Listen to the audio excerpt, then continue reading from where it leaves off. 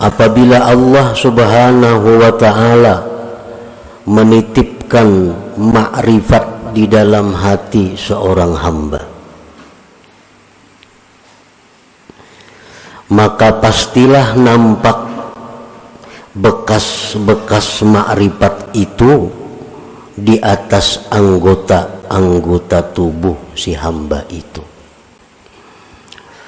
Apabila Allah memberikan cahaya ma'rifah ke dalam hati kita, maka bekas atau alamat tanda ma'rifat yang ada di dalam hati itu nampak di seluruh zahir tubuh kita.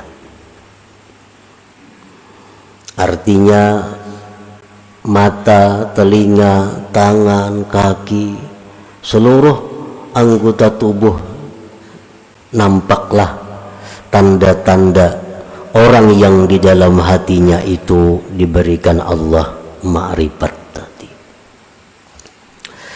Maka bermula perbuatan anggota mengikuti bagi keadaan hati. Perilaku seseorang artinya mengikuti keadaan hatinya. Nah, apabila hati seseorang itu ma'rifat billah, maka anggotanya pun mencerminkan sikap orang yang ma'rifat billah. Apabila di dalam hatinya itu ada al-jahlu billah, jahil dengan Allah, maka gerak-geriknya, tingkah laku tutur katanya pun tidak jauh daripada orang yang jahil dengan Allah.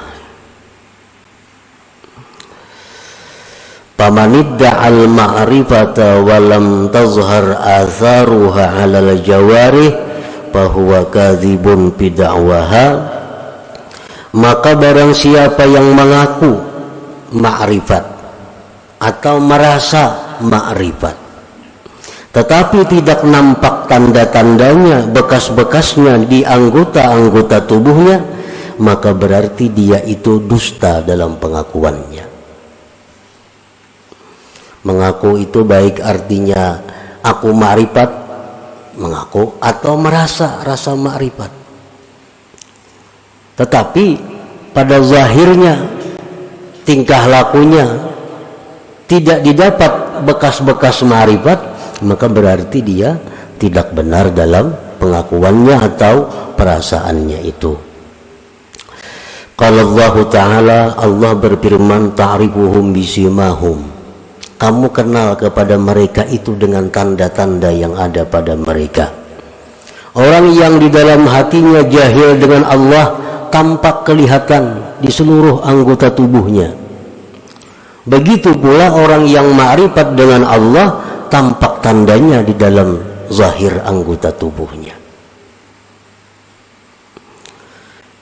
Imam Ahmad Ibnu Athaillah menulis hikmah ini adalah untuk memberitahu kepada kita bagaimana kita memilih kawan, memilih guru, memilih orang-orang yang kita akan kerjasama dengannya. Apakah orang yang itu termasuk orang yang jahil dengan Allah atau orang yang ma'rifat dengan Allah? Nah, jadi Sidin ulahkan ini alamatnya, tandanya, bahwa bagaimana hati orang yang ma'rifat dengan Allah itu, bagaimana hati orang yang jahil dengan Allah. Famin atharil ma'rifatil lati yustadallu biha, setengah daripada bekas ma'rifat, tanda, artinya tanda ma'rifat yang bisa dijadikan dalil dengan ma'rifat itu kepada seseorang, isarul akhirah ala dunia,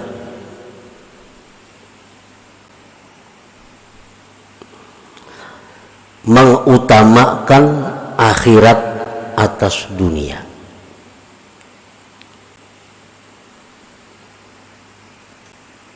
Artinya bukan membuang dunia, bukan kada menghiraukan dunia, tetapi orang yang ma'rifat itu mau bisa berurusan dunia, tetapinya mereka itu tetap mengutamakan akhirat.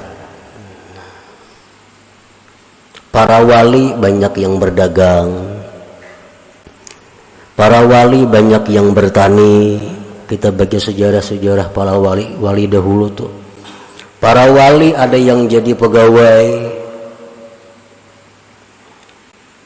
tetapi mereka tetap mengutamakan akhirat daripada dunia.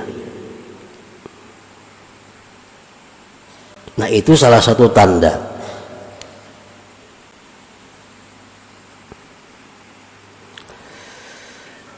Karena mereka orang yang ma'rifat dengan Allah itu meyakini sekali bahwa akhirat itu lebih baik daripada dunia. Nah, baiknya akhirat dari dunia itu bukan berarti harus kita tinggalkan dunia, bukan. Tetapi baiknya akhirat dari dunia itu agar kita utamakan akhirat daripada dunia.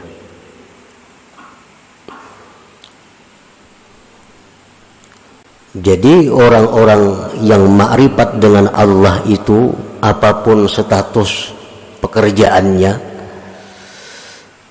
intinya mereka selalu mendahulukan kepentingan akhiratnya dibanding dunia.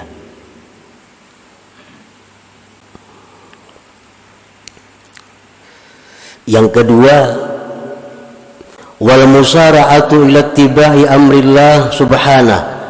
Mereka itu segera mengikuti perintah Allah. Segera mengikuti perintah Allah. Antara lain adalah, apakah orang yang ma'rifat itu mau berbuat dosa? Imam Junaid al-Baghdadi pernah ditanya orang, ujar orang kepada Imam Junaid, ayaznil arifu, orang yang ma'rifat kepada Allah itu maukah dia berzina? Imam Junaid Baghdadi menjawab, wa kana amrullah qadaran maqdura. Kalau itu memang takdir Allah demikian, bisa saja terjadi. Nah, artinya orang yang arif itu bukan nabi. Orang yang arif itu bukan maksum dari dosa.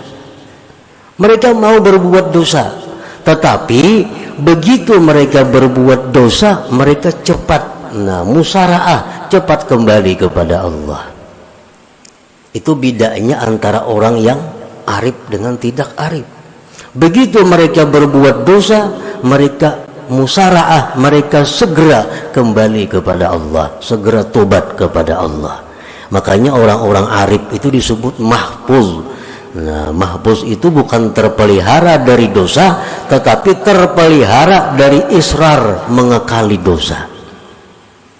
Kalau mengekali dosa kada mau orang arif itu.